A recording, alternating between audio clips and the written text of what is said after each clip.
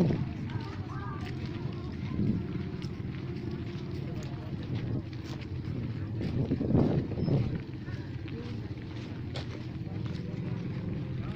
ายรูปเลยจ้า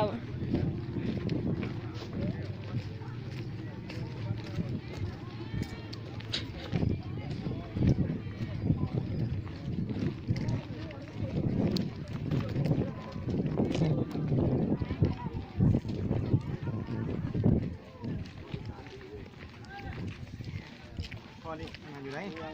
เบียดซื้อกินเบียดนะ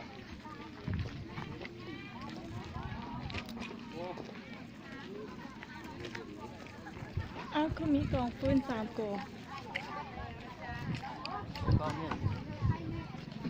ไปทางไหนเนี่ยอ้อมไปถ่ายรูปแม่เจ้า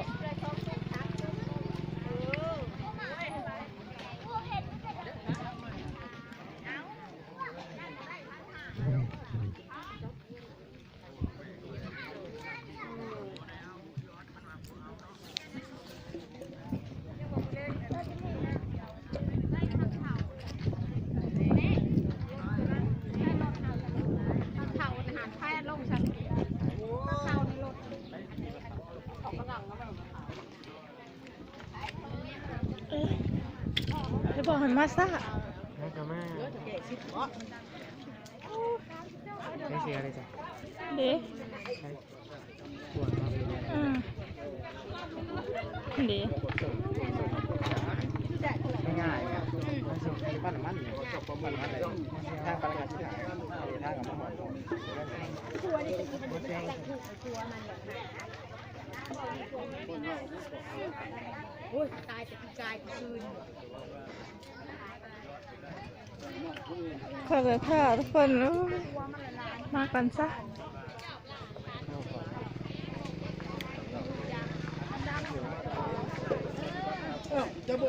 โบแล้วในสิเมื่อเราบอกคืออยู่กันทำกันพร้อมกัน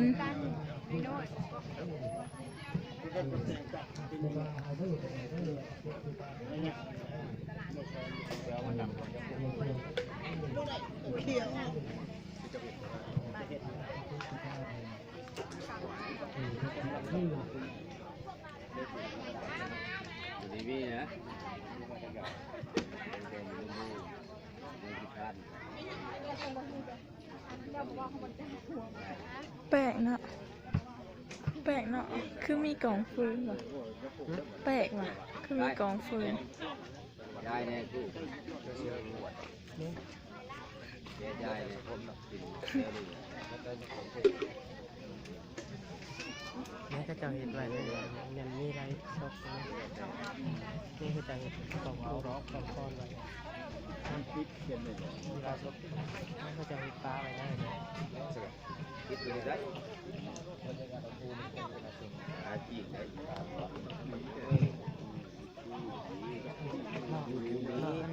ไปไม่ไปเอาน้ำนะเอาแม่น้ำกินนะ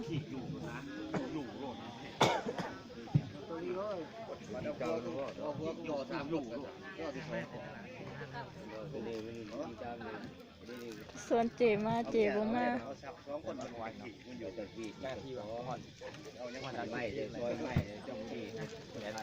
70 กิโลเมตรต่อชั่วโมง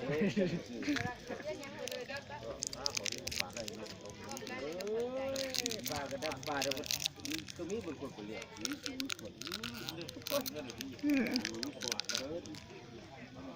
โบแม่ไปนะคันว่าตั้งเพื่อนกับโบดิ้งโบยังมันเลยตั้งเพื่อนอย่างนี้ว่าเจ้าข้าเราหนากันสิว่าหนาเราเรื่องดีไม่ว่าเรื่องดิ่งไรแบบเล็กกี้พันเรื่องช่วยไม่เอากุ้งใหม่ไม่เท้าเอื่อนรัดซ้อมทอนกับไรได้วัดดีตรงนี้ไหมพวกนี้ย่างหัวซ้อมเท้าก็ได้ดีตรงนี้เดียว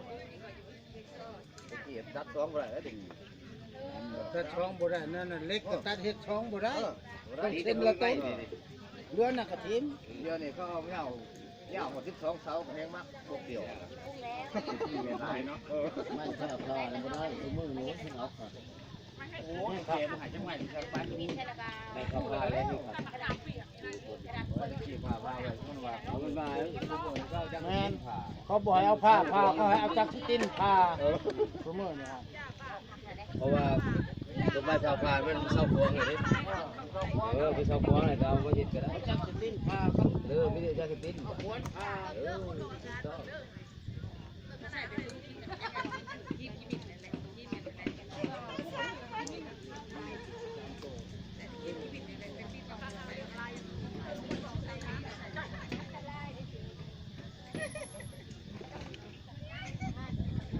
วัดทิศอยู่มัน เบื่อหุ่ยมัน แม่ประวัติใช่นี่เชื่อบ่เอาที่มาให้ดูนี่ มาเท่า เอาไปนะ มาตอน10 โมงครับ เนี่ยพันเลยนะเอาได้ดูอ่ะไล่ทั้งหมอกทั้งยังกิโล ตัวเป็นบุญคุณอยู่นี่เลยเนี่ยล่ะ เข้าเรือนกัน ไปแล้วเลยนะเดี๋ยว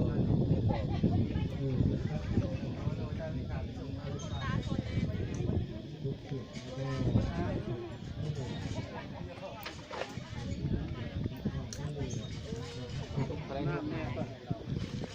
เราไปครับไปทั้งหมด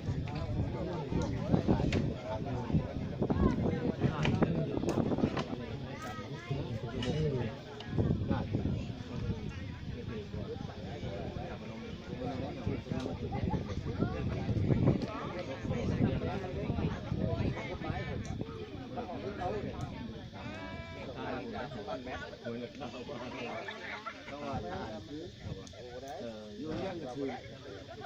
อยู่เรื่องนี่พูนวิเดชไรเศษสิพัน